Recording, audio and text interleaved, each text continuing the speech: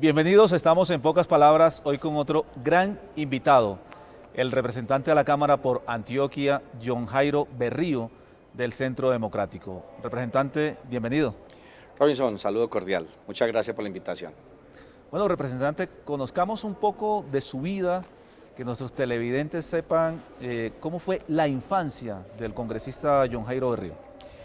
Robinson, vengo de una familia humilde en el departamento de Antioquia. Mi padre era obrero de obras públicas del departamento, mi madre ama de casa, mis abuelos campesinos.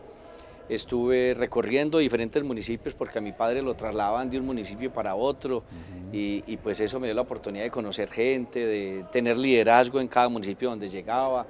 Y bueno, esa fue mi infancia, una infancia bonita, de juegos, de una familia muy unida, padre, madre, que gracias a Dios todavía están vivos y dos hermanos más. Representante, y en esas épocas escolar, en el colegio, ¿cómo le fue? Bien, yo era un buen estudiante, no era tan aplicado, tan acucioso en las tareas, pero me iba muy bien en el estudio, en los exámenes, siempre estaba obteniendo por allá guerreándome el primer puesto con los niños en la escuela. Ya en el bachillerato uno pues se relaja un poquito más, pero salí muy bien, no perdía materias, no perdí ningún año mientras estuve en el bachillerato y en la escuela. En el bachillerato, sobre todo, a uno hay alguna materia que le da duro, ¿no? Que es más complicada que otras. En su caso, ¿cuál fue? No, a casi todos les daba la dificultad matemática, física, química. No, a mí antes me gustaba mucho. Precisamente yo cuando terminé el bachillerato quería ser científico, esos eran los sueños míos, y entonces estudié a la Universidad de Antioquia a estudiar matemática pura. Estuve estudiando matemática en la Universidad de Antioquia 5 semestres, me retiré y ya más tarde comencé otra carrera nuevamente en la Universidad de Antioquia donde estuve estudiando administración de empresas. ¿Y qué pasó con el sueño de ser científico? En ese momento no tenía como un paradigma a seguir, un ejemplo, y veía como en ese momento de juventud, veía como que no confluía la ciencia, la cátedra, la universidad y la misma política, porque también me gustaba la política y me gustaba el liderazgo. Pero luego salieron otros políticos importantes a nivel nacional y departamental que eran matemáticos, físicos y que fueron alcaldes y gobernadores en el departamento de Antioquia, aquí mismo en Bogotá, pero ese ejemplo yo no lo tenía, entonces no lo comprendía cómo poner a confluir las dos cosas, y en un momento dado pues me fue picando todo el tema gerencial, empresarial, y a través de diferentes lecturas en varios libros me fui como empoderando del tema y entré a estudiar administración de empresas y me gradué como administrador de empresas de la Universidad de Antioquia. Pero el fútbol, me cuenta, también era una pasión suya, ¿no? Como todo, o sea, el fútbol nos ha gustado, era muy deportista, ya no se nota mucho, pero era deportista, me gustaba el ajedrez, el fútbol, el tenis de mesa, el baloncesto, en fin, en todos terciaba un poquito, nunca fui el mejor ni el excelente en cada uno de ellos, pero me defendía bastante en cada uno de estos deportes. Pero nunca consideró tomarlo como profesión alguna de estas actividades deportivas. Cuando estaba muy niño en la escuela era portero y vivía en Andes, en el municipio de Andes, era muy buen porterito, me tenían muy bien catalogado, en ese momento sí lo pensaba, pero yo creo que el hecho de estar moviéndonos entre tantos municipios faltó la continuidad de un proceso realmente deportivo, y estábamos en pueblo, no en la ciudad, se hacía mucho más difícil que ahora que hay más posibilidades. Representante, ¿algún consejo de sus padres de familia que los haya aplicado en el resto de su vida? La seriedad, Ujú. la honestidad, ese es un consejo que siempre he tenido de los padres, y la honestidad aplica no solamente en actos de corrupción, aplica en la vida, en todo, con el amigo, con el ser humano, con la pareja, con las personas. Yo creo que el ser honesto debe ser imperativo en todo ser humano. En la política la honestidad es un recurso más bien escaso, ¿no? Pues lo que pasa es que gracias a Dios los entes de control y los controles en el país han venido mejorando muchísimo, y a raíz de estas fortalezas que hoy tienen los entes de control, pues se destapan más situaciones anómalas que suceden en el sector público, y eso hace también entonces que haya un ambiente de corrupción. Pero realmente venimos de unas épocas más oscuras donde todo era más complicado, los entes eran cooptados, y pues todo se iba quedando. Yo creo que ahora hemos avanzado en esto y pues de alguna manera el hecho de que hayan indiciados, de que hayan condenados, hace tener un ambiente de más corrupción, pero la realidad sí ha habido un poco más de transparencia en el ejercicio político y público. ¿Qué representa para su vida justamente política el municipio de Don Matías? Me hice políticamente en el municipio de Don Matías, aunque no nací allí, nací en el municipio de Barbosa, pero mis raíces paternas son de San Andrés de Cuerquia, mis raíces maternas son de Don Matías, el hecho de haber terminado el bachillerato en Don Matías, que fui concejal a la edad de 18 años en este municipio, con un grupo de jovencitos que recién salíamos del colegio, que luego fui alcalde de este municipio a los 29 años de edad, volví a repetir alcaldía, entonces de alguna manera me hice políticamente en Don Matías y para mí es bastante importante este municipio, no solamente por el tema electoral, sino por el tema del corazón, por el tema de la afinidad, por el tema del cariño. Pero ¿quién le da ese impulso para meterse a la política allí en el municipio de Don Matías? ¿De dónde viene? ¿De sus padres? ¿De un amigo? ¿De quién? No, a mí me gustó la política desde niño. Cuando yo vivía en el suroeste antioqueño, en Andes, si no estoy mal, estaban en campaña presidencial y yo estaba en quinto de escuela y me gustaba irme para las reuniones políticas y escuchar a los políticos hablar y ese discurso me llegaba y entonces yo decía, a mí me gusta cómo plantean unas propuestas estas personas y las plantean de acuerdo a un discurso muy elocuente. Entonces me gustaba escucharlos y era indiferente, me iba a veces para una reunión liberal, a veces para una reunión de conservadores, pero me gustaba escucharlos y ahí me empezó como a nacer las ganas de la política, estar allí metido en el sector público. Cuando ya estaba más grandecito, ya adolescente, joven, me dio la intención de aspirar al Consejo Municipal en el municipio de Don Matías. Tenía 18 años, sin padrinos políticos, sin nadie que me orientara al respecto, solamente con el ánimo y el entusiasmo, con unos muchachos jóvenes recién salidos del bachillerato, como te contaba, de hacer algo por nuestro municipio. Y bueno, se consolidó esa propuesta, salí elegido concejal y a partir de ahí arrancó un proceso de liderazgo en el municipio que ya llevo bastantes años. Me da pie esa respuesta suya para que le inculque a los jóvenes, a los que tengan 16, 17, 18 años, que si es posible incursionar en la vida política sin padrinazgos y simplemente con el impulso y con el deseo de servir. Total, es que lo que uno se proponga en la vida es posible. Se necesita enfoque, ganas, dedicación, entusiasmo, pensamientos positivos. Eso es importante.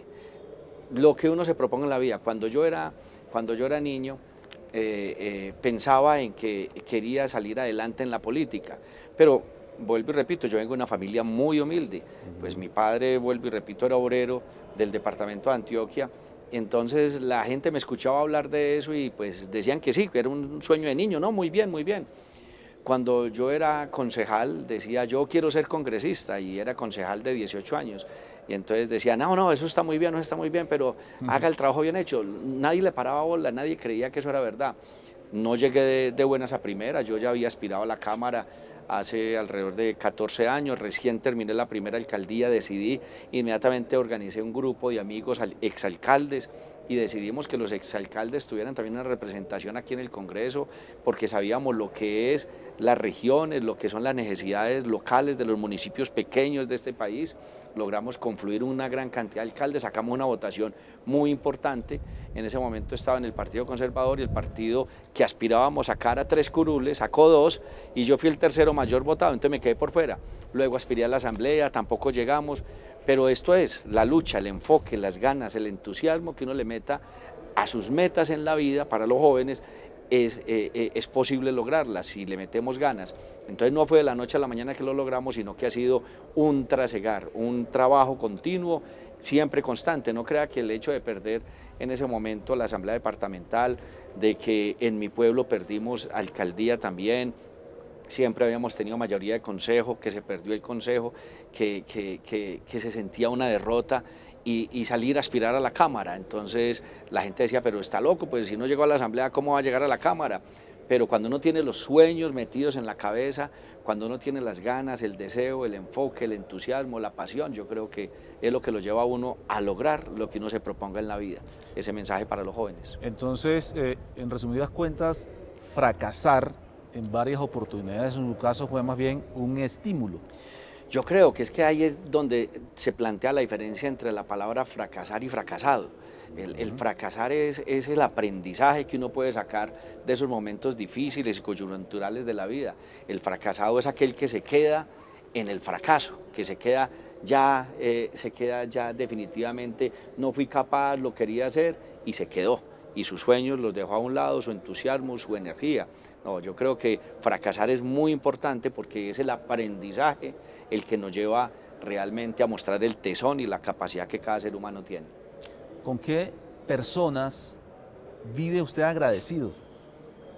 Pues lo primero, con mi padre y con mi madre, les tengo un amor infinito, son personas que me educaron en la humildad, en la capacidad de no perder la esencia ni los valores, el hecho de que hayamos trasegado y hayamos mejorado la situación inclusive económica, en el hecho en que hayamos mejorado un poco el tema profesional, porque pues vengo de la familia donde a veces estudiar era también difícil, ir a la universidad pública, pues el hecho de pasar a la Universidad de Antioquia, donde no es fácil, donde me presenté una vez y pasé a matemática, donde luego me volví a presentar y pasé a administración de empresas, donde no es fácil pasar 2 veces a esta misma universidad, el hecho de tener ese acompañamiento de ellos siempre, de apoyarlo a uno así fuera con muy poco, porque tenían poco, pero que ese apoyo económico también se veía para poder salir adelante. Yo creo que son las 2 personas a las que más tengo que agradecerles en esta vida.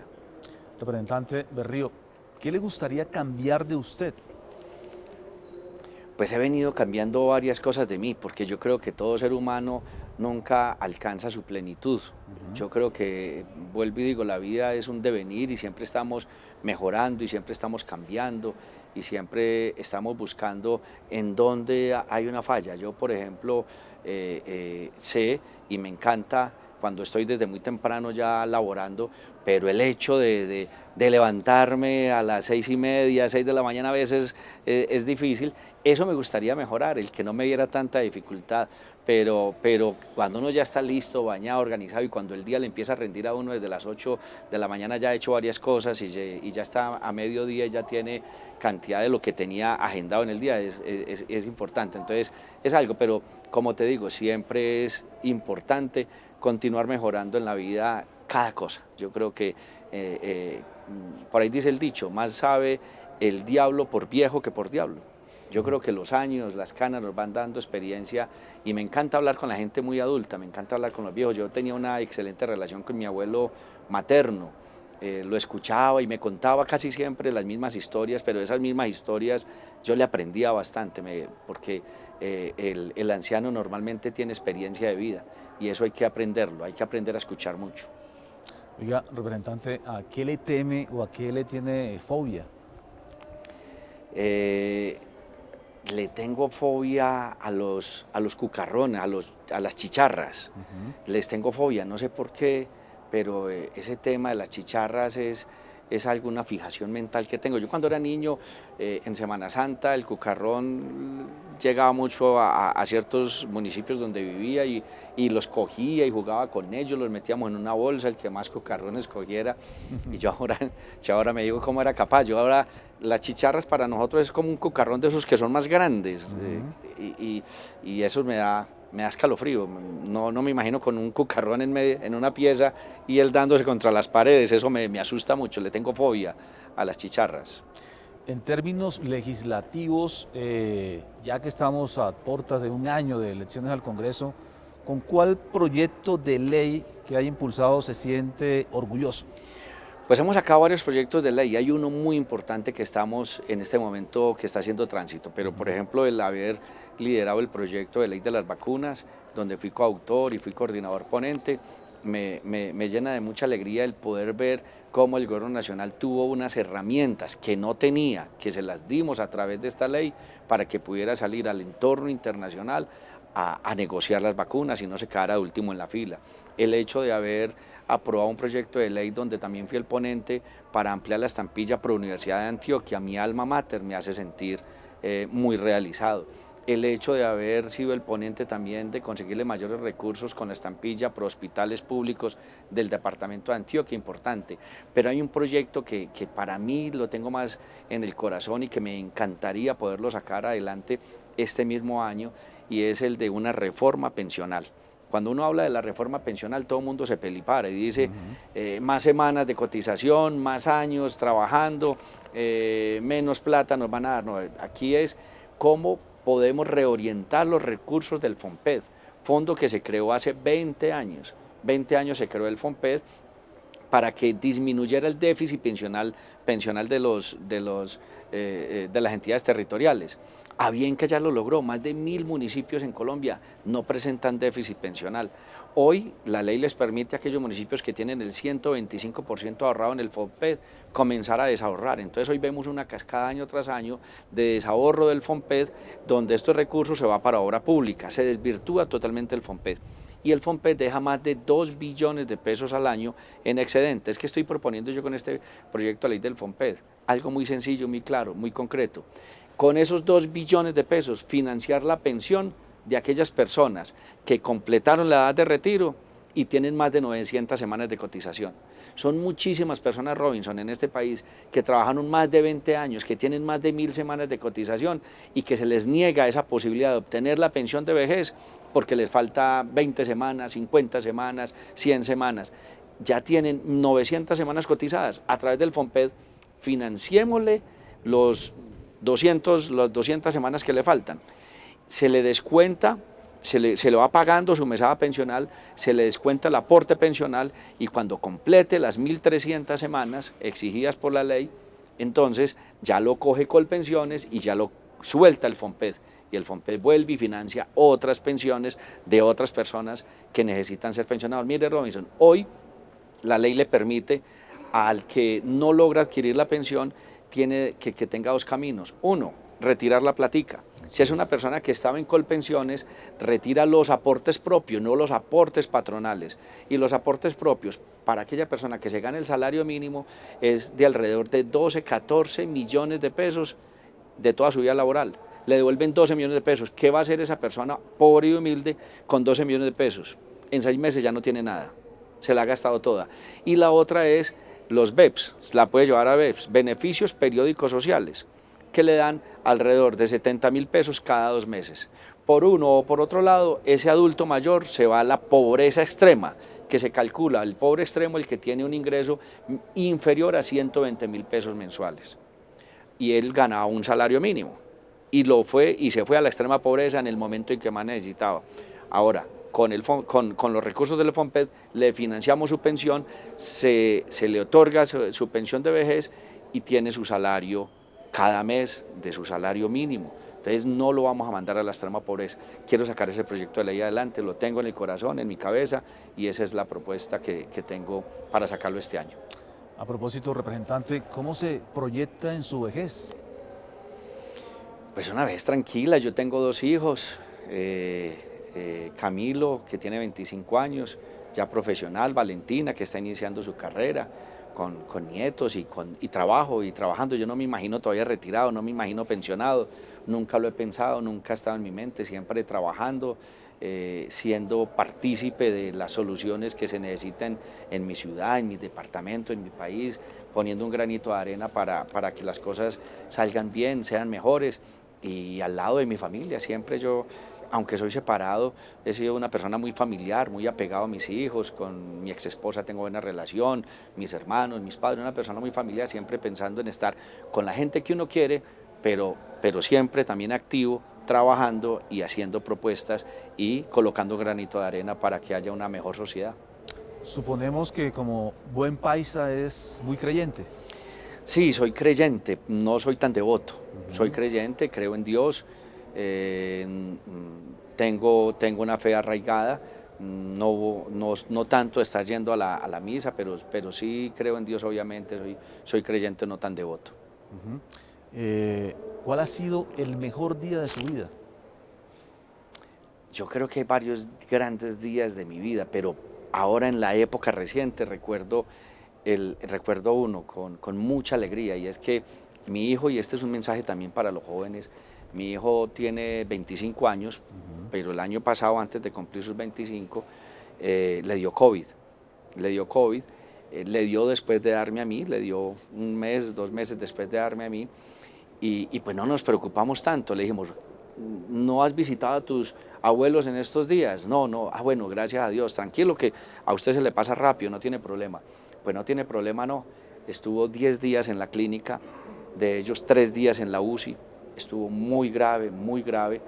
Le pedimos mucho a Dios, creyentes, no devotos, nos volvimos un poco más devotos en ese momento, y el día tan feliz que tuve fue cuando salí con él del hospital, porque me fui con él 10 días, recién me había pasado el COVID, entonces creía y sentía que tenía las defensas suficientes para estar ahí acompañándolo, los 10 días encerrado con él en el hospital, y salir con él ya aliviado fue para mí un día muy, muy feliz. Sin duda alguna eso fue un segundo nacimiento de su hijo. Total, total, un día muy feliz, y porque el verlo, la dificultad de pasarse de esta silla a la otra silla, la dificultad tan impresionante de un joven que ha sido deportista, un muchacho con toda su vida por delante, y verlo con dificultad de moverse de una silla a otra, asfixiado, muy mal, muy enfermo, y verlo ya más aliviado, un poco mejor, llevarlo a la casa, llevarlo donde su mamá, donde su hermana, que lo esperaban con muchas ansias, pues para mí fue de gran felicidad. Y ese es un mensaje para los jóvenes. A veces el joven cree que el virus, este virus, le pega duro es a los ancianos, a los adultos o a los mayores. No, a los jóvenes también le pasan tragos amargos con él. Algunos lamentablemente mueren, pero también les va muy mal y sufren mucho en ese momento que están pasando y atravesando por ese tema del virus durante esos días. ¿De qué se arrepiente en la vida? Difícil, ¿no? Yo creo que la vida la he vivido a plenitud, con defectos, con errores, con fracasos, con aciertos, pero son ellos los que nos han enseñado a ser mejores seres humanos. Bueno, representante, defíname por favor a los siguientes personajes de forma muy puntual. Sergio Fajardo, Estudioso, Alberto Carrasquilla, conocedor, Iván Duque, capacitado, el expresidente Álvaro Uribe Vélez. tenaz, incansable. Ya para finalizar, representante, la pregunta incómoda, y yo creo que es la pregunta incómoda para todo el Congreso. ¿Qué le preocupa de la reforma tributaria? Primero que es necesaria porque el grado de inversión del país se puede venir a menos, se han necesitado unos recursos económicos cuantiosos para paliar un poco esta situación de la pandemia, se hace necesaria, se hace obligatoria. Ahora, el punto es de dónde van a salir los recursos. Yo creo que cuando tenemos este paradigma tenemos que mirarlo desde 2 puntos de vista. Uno, ¿cómo disminuimos gastos? Hay que disminuir gastos, hay que apretar el cinturón, el Estado tiene que adelgazarse, es más, debe adelgazarse porque debe ser un Estado más eficiente. Los estados grandes, los estados gigantescos son estados paquidérmicos, son estados que pueden caer más fácil en la corrupción por la alta tramitomanía. Lo primero es una gran reducción de costos del Estado, y lo segundo es buscar ingresos. Buscar ingresos tiene que ver también con ventas de activos que tenemos en la SAE. Estos recursos, allí hay unos recursos importantes, otros recursos importantes son ya se le aprobó al gobierno inclusive la venta de activos propios, donde tiene un porcentaje minoritario, menor al 50%, pero que suman también alrededor de 2 o 3 billones de pesos, y ya después revisar de dónde saca otros ingresos que definitivamente, creería yo, no debe ser de la canasta familiar, de los insumos básicos para la población, para la alimentación de la población. Yo creería que no. Así no se hable de la devolución del IVA, eso hoy no hay forma de explicarlo a la comunidad, y adicional, la devolución del IVA se le da a los deciles más pobres y no va a alcanzar esa devolución para los deciles medios. Entonces quiere decir que se golpea la clase media en un momento dado de esos. Así que yo creo que el debate es bienvenido, se enriquece con el debate, se observan propuestas, se observan otras posiciones y de allí espero y aspiro que salga una buena reforma que impulse la economía. Todo lo contrario, esta puede ser una oportunidad para que encontremos factores de que ayuden a la microempresa, ayuden al empresario a crear más puestos de trabajo y a su vez una economía bollante, una economía próspera, una economía fuerte, pues puede salir más adelante y atender las demandas sociales. Representante, muchas gracias por acompañarnos. A usted, Robinson, por invitarme, muy amable.